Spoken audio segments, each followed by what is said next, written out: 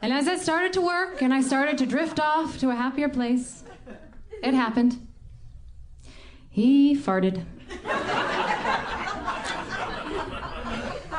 It was the loudest release of gas I have ever heard in my entire life. There are no real words for me to describe to you what this was, other than it sounded like a foghorn. And it wasn't quick either, it was long. It was a long, powerful foghorn, and it actually shook the bed. And me as well. It shook me. It shook me to the core. So now I tense up, not knowing what's gonna happen next, because surely the beast has been awakened by his own fart.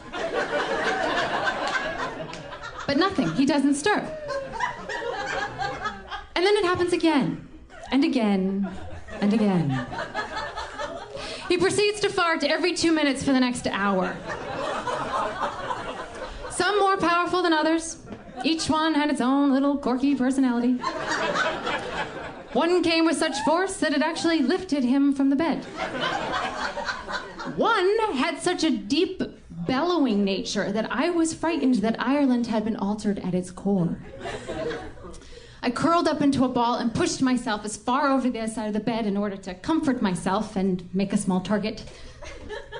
I envisioned pink lavender being wrapped around me, like a ribbon of protection, a bubble of love. But nothing could protect me, they just kept coming. So I started to count between them. 1, 1,000, 2, 1,000, 3, 1,000, hoping that the distance between them might be great enough that I might fall asleep. But no, it wasn't. And I didn't. Finally, as light started to fill the room, I quietly reached for my purse, my eyes burning with grief. And he stirred. Before he could speak, I just blurted out, "I need a cab." At which point he sat up, turned up the volume of the TV, and said, "Star Trek will be on in 5 minutes. I'll walk you down after that." "That's okay," I said. "I'll find it." I left. I left that day not knowing where I was going, but knowing that life would never be the same. And as I stood alone in the rain on the streets of the Irish ghetto, I felt reborn and really hungover.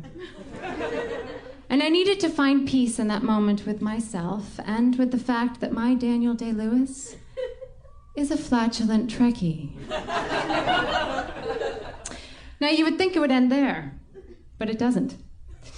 A few months ago, the Farting Rapist, we'll call him Ray, because that's his name.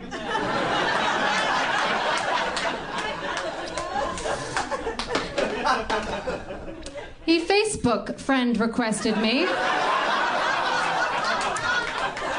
with a message that read, "Hola, muchacha. Remember me?" I wanted to write back, "You know, Raymond, I do remember you. It's hard to forget being fart raped by an assumed member of the IRA." But instead I hit ignore and went back to spying on people from high school that I hated. Thank you.